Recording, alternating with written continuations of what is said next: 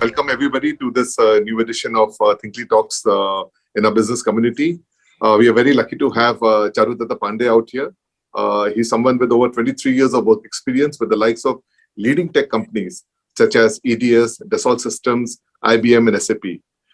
Post his corporate life, Charudatta actually ended up co-founding a couple of companies like Gropals and Surud, both of them which have been focused on really helping companies with their digital journey to gain a competitive edge and business value in the new world, right? Apart from his corporate life, Charudatta is also very closely involved with a few education institutes. He's an advisory board member of institutions like MIT. And, so as you can see, he's actually very, very multifaceted with a deep tech and a digital background, as well as giving back to the education, right? So with that, Charudatta, glad to have you over. Thank you so much for this generous introduction, Vivek. It's an absolute privilege to be a part of Thinkly's journey, and thank you so much for including me in this session. No, pleasure's all ours, right? So Charu, I'll just call you Charu, and just to kind of look at it in context. We keep talking about our timeline in terms of BC and AD, usually. But I think nowadays we talk in terms of BC and AC, before COVID and after COVID, right? And it's actually what we've seen that because of whatever happened, the unfortunate thing that happened, a lot of the transformation that was happening in technology and digital, was really accelerated. It changed the way we've been working. It's changed the way we kind of have adopted technology. And I think like you have rightly said in one of your posts, lockdowns really compelled organizations to embrace in a way that they've never done before. You typically think technology in terms of MNCs and you look at tech companies, but you really literally had even old school brick and mortar companies and manufacturing companies adopting it, right? And at the same time, you very nicely observed that some companies, on the other hand, kept waiting to kind of get back to the normal without realizing that this is the new normal, right? So would love your thoughts on this, What happened is that for many companies, particularly the old companies, the promoters are very comfortable with people being physically around them. And that is what meant that people would come in to the reporting in office, and that was the norm with which they were very comfortable operating for years together. And then they continued to operate in the same fashion.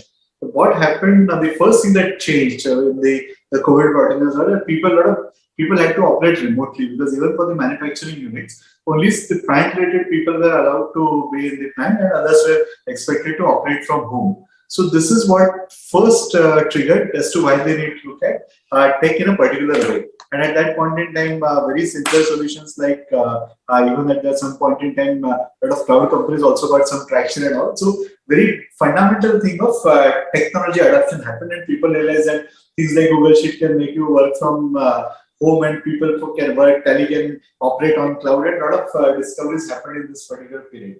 This was the first part of getting some kind of a tech thing going.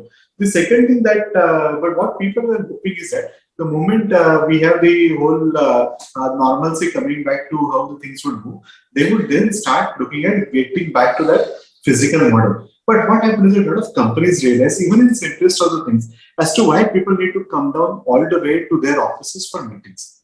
Okay, the larger clients typically say that, okay, if you can connect us with online, please connect us with online, and then whenever there's a physical sample or anything required, then only you come back.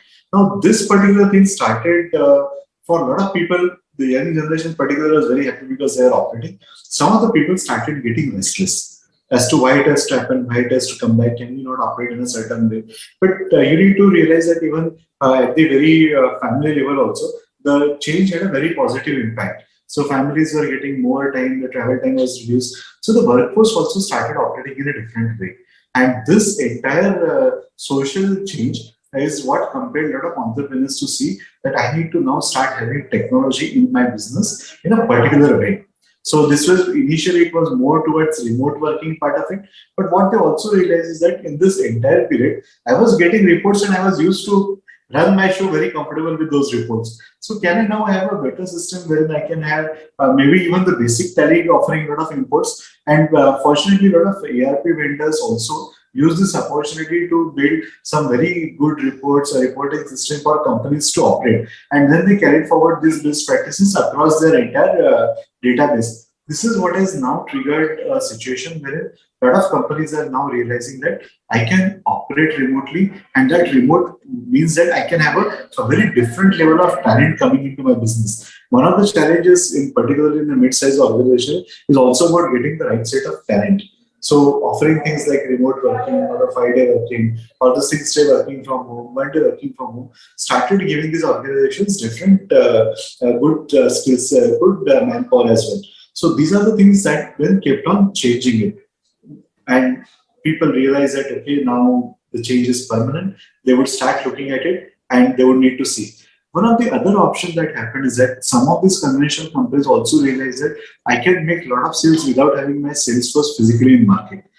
So looking at what would happen, the impact of things like the limited export from China also created some local opportunities. They also realized that a lot of global companies are now willing to source from India. So they need a digital presence to be available to those companies, to reach out to those particular companies. And that is what is now creating a situation where you will find a lot of mid-sized businesses having a reasonable digital presence as well as also a specific strategy of digital reach out. Nice. I think that was a very comprehensive answer, and there are already questions coming in the community. But just to kind of follow up with what you talked about, you talked about that most of the companies started thinking about digital transformation, going digital in that way, right? It would be nice if you could probably, which of course you've touched upon. You talked about work from home, you've talked about remote working, you've talked about reports. But maybe if you can just elaborate, that when we say today the word digital transformation, we use it very, very loosely, because it can mean everything and it can mean nothing, because if you think about it, sometimes, people like 30 years back or 20 years back, let's say when I started, email itself was not the norm. Even that itself was, but today people say that, listen, I've got email, everybody has an email, everybody has a Gmail account, for messaging, we use WhatsApp and, maybe Slack and stuff like that, right? We use Zoom for our meetings, right? So, really, I mean, at what point, or do you have a thought process as to, when you say digital transformation or, what stages would you think about, embracing digital or technology? Do you have any thoughts around that? I published a framework called Digit on basically understanding at what point in time you need to go for technology. So the first thing that I was looking at is defining what your current processes are, identifying what are the challenges that you are facing, then generating ideas to address those challenges, identifying the system that you need to implement, and then making that transformation. So it's a 5-stage framework which I have published, and I even published the template also. It's freely available to everybody to see. My view is that if you are starting a business today, you should start the business with the technology itself. So each business needs to be technology enabled today. Most of even the brick and mortar businesses have also gone for the digital payments today. So right from your sabzi wala to auto wala everybody is on mobile. You can practically travel around Mumbai or most of the cities in this country without carrying a wallet today. All payments, everything that you can do. So if everybody has adopted the payment at least as a one way, which is the critical, the ultimate realization is if it is happening digitally, then why not the other all parts of business also being accepted using technology? So everybody should use technology. Now the beauty is that in current technology landscape, we've got a lot of different solutions that offer different flavors and different way. So you need to just choose which is the right solution for you meeting your budget and what are the business objectives that you are expecting by operating this. So you can pick up that particular part and you can proceed. Great. So there's some questions in the community, Charu, which, just trying to translate those thoughts put together by Ashwin, Juveria, and Neha. Yeah. So now, one is, of course, like Juveria saying that we see startups, obviously, because they're all born in this digital age. They obviously are embracing technology a lot and they're doing a lot of innovations, right? Yeah. But, I think the question really is that, how do you really see the challenges for a traditional business house or for an MSME, especially for MSMEs which are moving from a first generation to the second generation? Do you have any experiences, any thoughts working with them, because you've been working very closely? So would love your thoughts around how you've seen them and how are they kind of really prioritizing embracing digital? Is it about communication? Is it about the processes? In what way? I'll give you a very classic example that you would be able to result. So I worked with a company wherein the founder is at present 75-year-old, right? His son is currently 47, right? But the father also every day thrice in a week travels to their plant, which is 50 kilometers from their from where they reside. So 100-kilometer drive per day, he travels about 4 to 5 hours depending on the traffic. While he is there 3 times in a day, managing 3 times in a week, managing the entire show. And he's really not even at this point in time willing to give the complete control to the son. Okay, so the fundamental thing that you would see in a family-run business is that what point in time you want to transition. Okay, now the other thing that happens here is that so we wanted to implement a system. So at one point in time, the father also realized that this is probably not the way he need to look at it. Things need to change, and the son also told him that I am already 46 at that point in time, and in some years I intend to retire. Right. So whether you want to retire or not, I want to retire at 55, right? So you feel free to run, but I'm going to retire. His daughter was in Feb. He said she graduates and then I'm out of the business. You take a call. So in this case, they realize that probably they need to bring in the tech. Now, the thing is that when you need to implement a technology, the change needs to start at top, particularly in the family-owned businesses. Unless you make the change happen at the top, the change is not sustainable. So we implemented a very simple system over there, and they had a specific ERP that we implemented for a business. And the first thing that we did is that we got a small laptop for the father, and we told the senior promoter that, sir, this day onwards, you need to see the report only in this particular sheet. So every day morning there would be a report that would come in your mailbox. You just need to go and open. Whatever is that in there, that report is the reality. If your team has not entered the planned data, then you can assume that that production has not happened. They have done the production, but they have not entered the data is no more acceptable. You need to tell that I'm going to be there once in a week, and whatever that I see 8 o'clock in the morning or 9 o'clock in the morning when I get into the office, I'm going to assume that that's the reality. So that changed. Now there was a classical example of managing the inventory in the plant. So there was one version of inventory in the system, one version of inventory in the Excel sheet, right? And the people felt that no, that is far easier to manage. So we ran both the systems for about a month. And on one fine day, I went to the plant and I deleted that Excel sheet. I said, this point onwards, whatever is the system is the reality. If it is not there in the system, there is no inventory in the system. So sometimes you need to make those changes. Sometimes it feels a little harsh to do this particular part, but you don't have a choice for it to happen. And the change has to, fortunately or unfortunately, driven by the younger generation. This particular part, some point in time, we had the concept of one prastashram in the whatever that we have read in the literature, but unfortunately, getting that one prastashram is not so easy for the senior promoters. So, some point in time, the younger generation needs to drive. This is one extreme story. On the other side, I am seeing a lot of younger, entrepreneurs who have started from the scratch, and now they are bringing their kids into the business. They have realized that their kids started at a very different note because these people are already doing financial level. These kids are mostly foreign educated. They are coming back from a different part. So unless they are creating the right set of environment for them to come and work, that is not going to happen. So sometimes people like us, or particularly a lot of good consultants who operate in the family business side, they also go and guide them that if you want your next generation to come and take the business to the level, you please bring it to a level where it is sustainable and it is technology enabled so that they are able to manage. You slogged it out for 16 hours a day for 10 years in life is fine, but your son to whom you have given all the part, or your daughter who has had a particular level of life is not going to slog it out for 16 hours. You give her the system and then she would take it to the different level. So this is what is happening, and that's when I see some of the entrepreneurs also changing themselves. Fascinating. I think as you were talking to me about, how the 75-year-old, the owner or the founder was, forced to kind of, fuse reports. It was reminding me of the time, when I was in Microsoft, I'm sure you would have experienced it also, especially when you're selling to the older generation and especially when you're selling to the PSUs. You could send them mails and when you go there and you say, okay, sir, wo aapko to mail bheja tha. And then he'll actually call his EA, and the EA has actually printed out the email and it's all been filed, and you would really wonder that, what the hell is going on, So they would actually have these dockets of the correspondence with you, It was hilarious. But I think we've moved a long way, since then. I mean, I think, And I think also, what is your view that I think one of the big difference that's happened because initially I think a lot of the software that was being sold was very very enterprising. Like if you think of it, if you look at, let's say, the first version of video call was through WebEx, like and then again, if you look at the Microsoft Outlook, for example, I mean that those were the first versions of communication that used to happen. And nowadays, when you look at it, when you look at Gmail, when you look at Zoom, even Google Meet, like you see a version which is very very consumer friendly.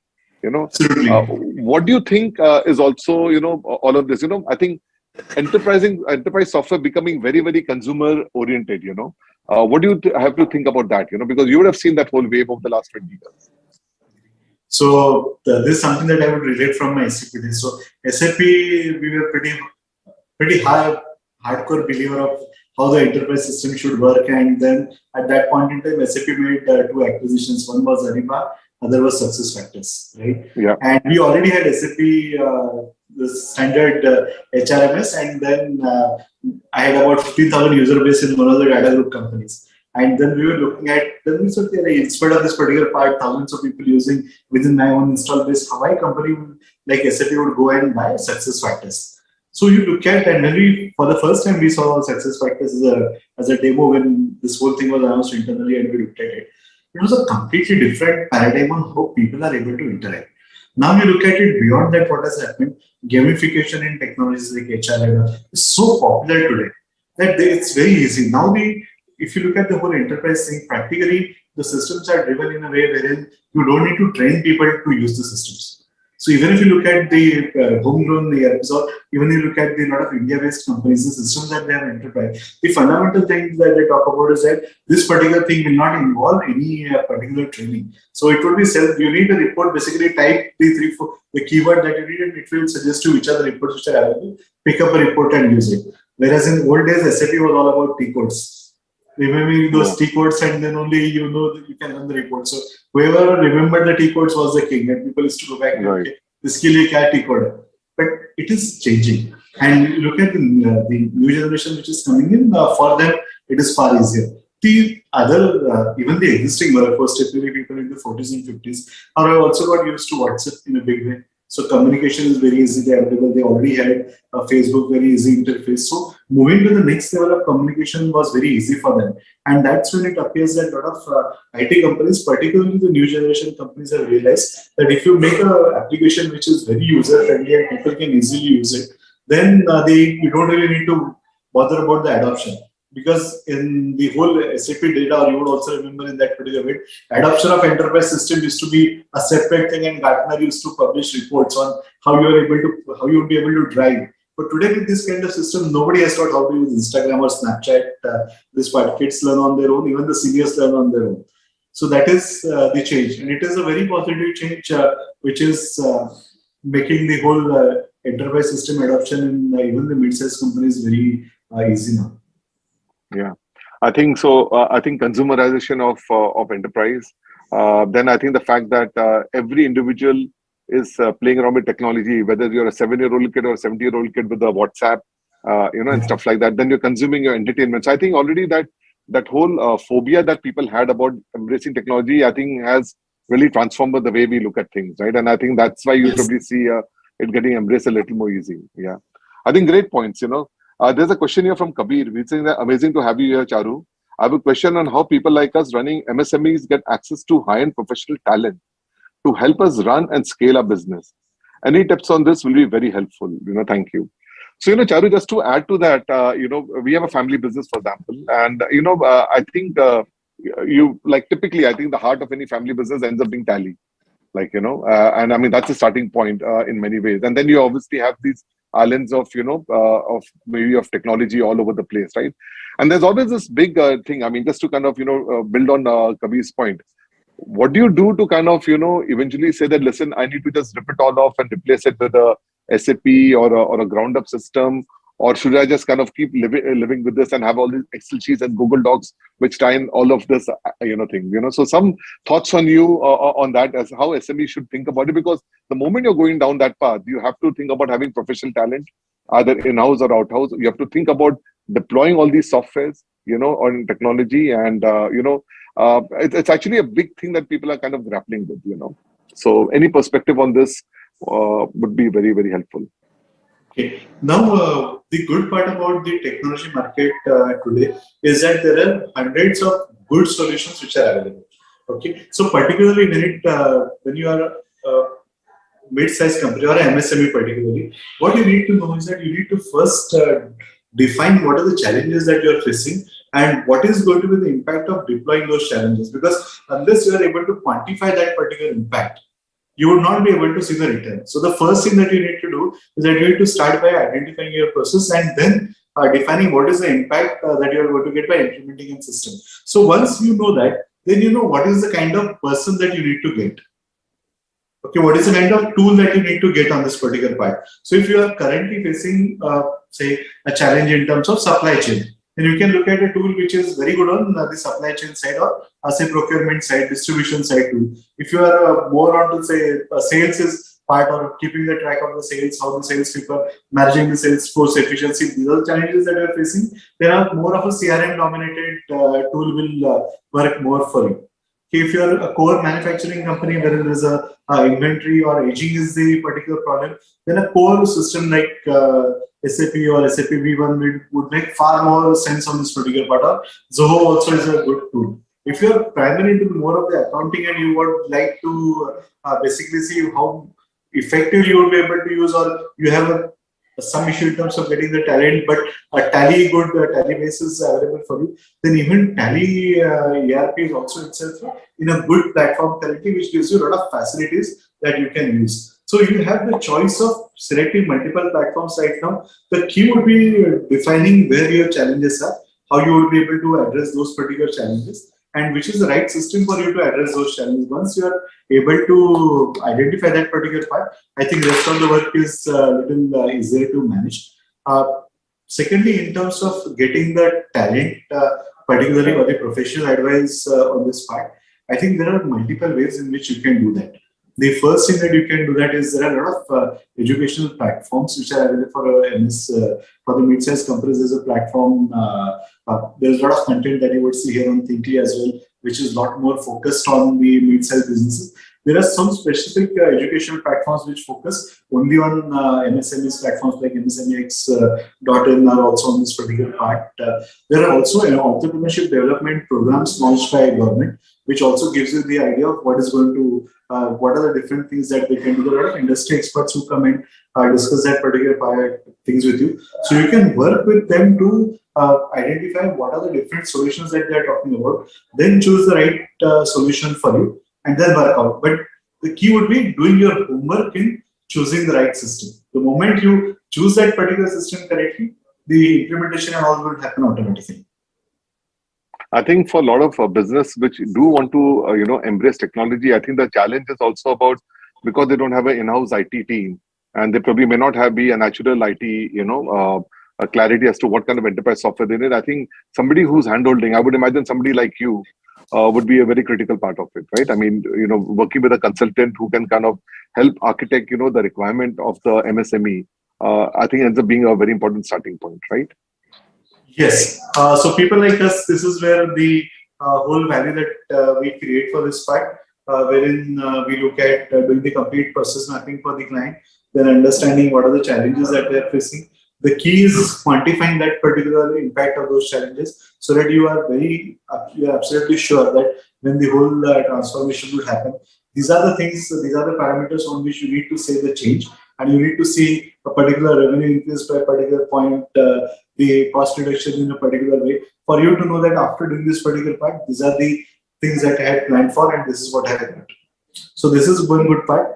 A lot of companies these days go for ISO audits also by default because it's a requirement point. So even if you do a proper ISO audit, not the certification one, a lot of ISO consultants have got good insights on what are the challenges, what are the standard processes defined by large organizations compared to where are the gaps in your processes. So conversation with those ISO consultants is also a good way of seeing where do you need to start. Nice. There are a couple of questions by Piyush Bhatia. I'll just read them out. Is fear of losing business one of the biggest motivation to use technology in traditional businesses? And if not, what does? And the second question he has is, what are the strategies that you use to shift mindset from not using technology to integrating tech in business? Yeah. Okay. Uh, Fear of losing the business. Okay. Not so. This is something that happened in a big way in automotive industry.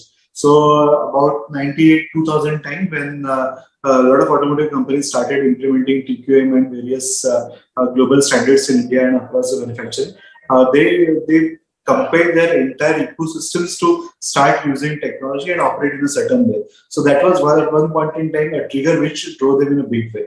Currently, also companies who are looking for getting business globally are also required to maintain a lot of data security standards, and need to adhere to various forms. So companies working with them definitely get compelled for using technology while going this particular way. Now, that's a trigger. The second trigger that what I see coming in India particularly is that post-COVID, one of the things that most of the entrepreneurs are basically good at is smelling the money. Okay, they really know that this is an opportunity and this is where we need to build up.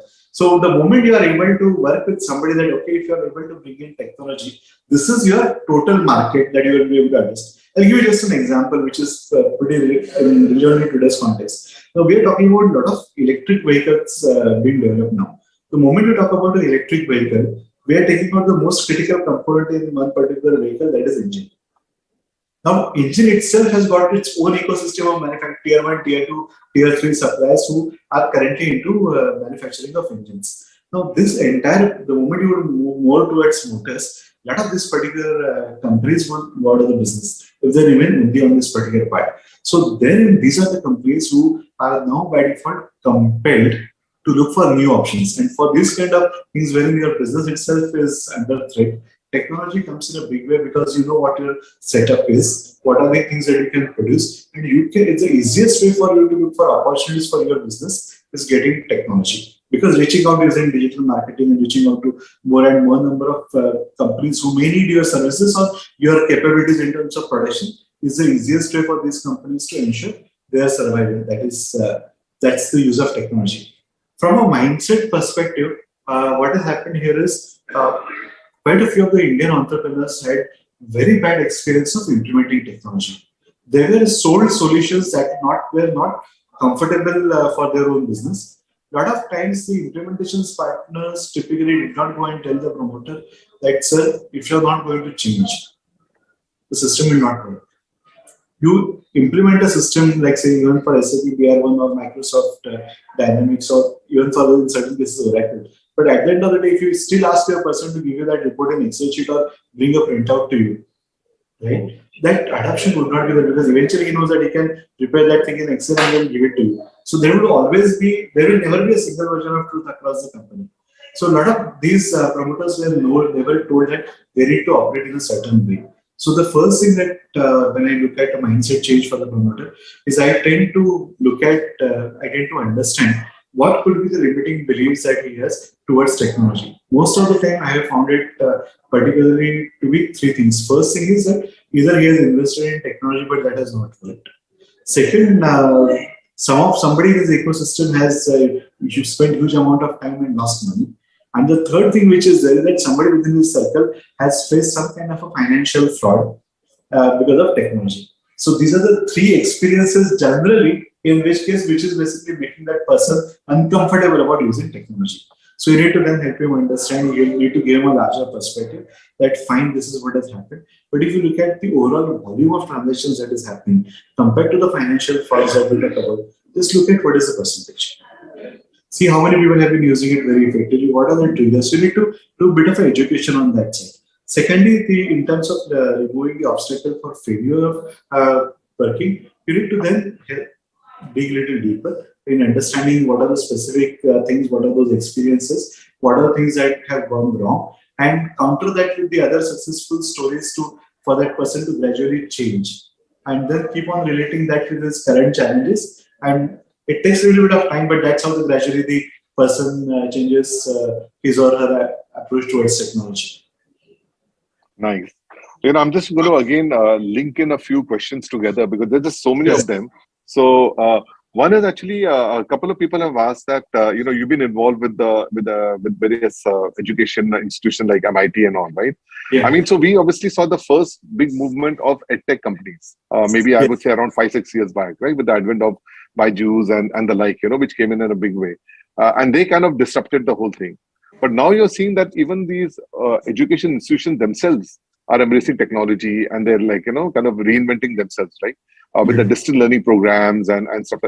So, anything that you've seen at close quarters which has happened, which has really, impressed you about the way the education industry has, the mainstream education industry has kind of adopted technology. Any thoughts around that? Okay. Education institutions are adopting technology in a very big way. See, it started years back when they started using their internal students and the project that they need to build small set of applications for running the whole companies. Now, a lot of people developed a platform out of it. The biggest obstacle for selling platforms to the educational institute is particularly has been these homegrown systems, because there are a lot of things that exist. So when it comes to a lot of education edtech companies trying to sell platforms to the institution, they fear a lot of resistance, and that's when you may have a different views that are being thrown or that are being discussed on social platforms about implementation of technology in the edtech sector. But if you look at the institutions themselves, most of the institutions today are absolutely tech friendly. They have a very all of these institutions by default would have entrepreneurship seats. They would have different tech fests that are happening on this particular part. They would have quite a few of them have incubation centers like incubation center at MIT last year. We recorded a revenue of more than 30 CR. We have a lot of funded startups which are operating out of the incubation center in MIT, and there is a specific initiative to promote students at MIT in acquiring a lot of patents. So I think these are the three things that are changing. One is that there is a whole incubation and startup ecosystem which is coming around the education institute, which is one part. Second part is that there is a lot of focus which the institutes are offering on fundamental research and patents. And the third thing which is happening in this sector is the more and more interaction between industry and academics. A very close cooperation between these two. These are the three things that are taking the institutions to at a very different level compared to where they were 25 years back when we were studying. Nice. There's a question from Aaron. He's made a very interesting observation that the whole digital transformation in industries has happened, but I think the significant one that we've seen is really happening around payments. The whole digital payments that have come in, right? I think this whole India stack that's been built out, based on Aadhaar, eKYC, and of course UPI, has been mind blowing, right? In that sense, and the fact that we right now even outstrip when it comes to US and China put together when it comes to digital real time payments, right? Yes. Any thoughts around that? I mean, this whole revolution that's happened, and which industry do you see next, which is really going to again, really get transformed with digitalization, in your view? Yes. So I'm not really super qualified to comment on the payment industry, because I come from more of a more of an enterprise systems and manufacturing background. But one of the beautiful things that I heard is a couple of sessions where Nandan is recording on the whole transformation on this part. And some of the things that he shared, I've just got very deeply ingrained in my understanding of tech per se. So he spoke very diligently about how the whole the adoption that is happening, particularly the direct benefit transfer, which is impacting the people at the absolutely lower strata within the society. That is one huge revelation that has happened. The whole thing around the Aadhaar, Jan accounts and mobility, the JAM trial, the JAM triangle that they talk about. So JAM is one particular revolution which is happening. The adoption that is triggered in a big way. He also talks about UPI Lite, which is a far easier payment, which will bring in a further more crowd which is coming on this particular part.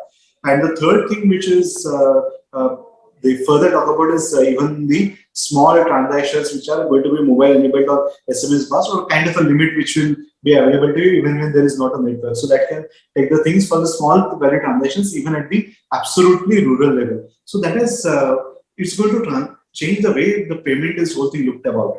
And he spoke about a very significant point that globally the internet industry is not more about the advertising revenue. that globally the digital marketing and all the revenue that you get out of pushing the ads on this particular part is significantly higher, whereas that particular number is significantly lower in India. So we spoke about how the Indian payment industry would be more driven by the actual transaction, the number of transaction and volume of the transaction. That is what he discusses. Now, if I take the whole thing to the sector that I am passionate about, that's the MSME, and particularly on the manufacturing side, I believe that the next industry which is going to work in a big way is particularly this manufacturing setup, a world-class manufacturing, world-class products coming out of India.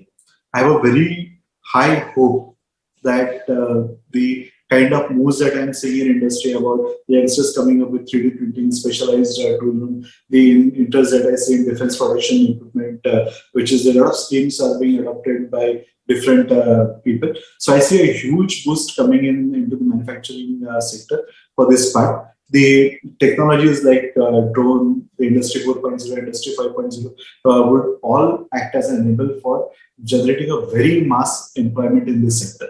So I see a very good part that coming in. And once you have that good, huge manufacturing base getting created across the country, that also triggers a huge boost for the services sector, which is serving to this industry, as well as things like travel and tourism, which automatically get pulled up along with these sectors. That's how I see the traction moving. Yeah, for some reason, India really missed the whole bus when it happened around manufacturing, right? I mean, and we've seen, countries in Southeast Asia really jump onto that bandwagon. And, we probably thought that we'll just kind of move to a services economy. But I think the government has now really, made that the primary industry to kind of focus on. And I think also when we're going up the chain, like, for example, we're talking about, the cars, for example. I mean, we don't, encourage assembling. It's all about manufacturing out here. The same thing that's happening, I think, on the mobile. And finally, we're looking at the chips, with that thing. I think India is probably really going to enter into a huge bullish thing. So I kind of really agree with you. I think the next big wave is really going to be about manufacturing related, kind of excellence that we'll probably see happening out of India. Very true. There are again a couple of questions which is really talking about this whole concerns around cybersecurity, because I think the moment you kind of start automating your systems, the moment you start kind of making them all online, you again become susceptible in a small way, however small that might be, towards cybersecurity threats. So any thoughts around that? Especially for the medium-sized companies, because thank you. How will they be able to kind of really be able to you don't have the skill sets, you don't have the people and the talent. So how can they start thinking about cybersecurity threats? Great. So cybersecurity is a huge question. So I did some work with Mumbai Police, and one of the senior most official made a very interesting comparison.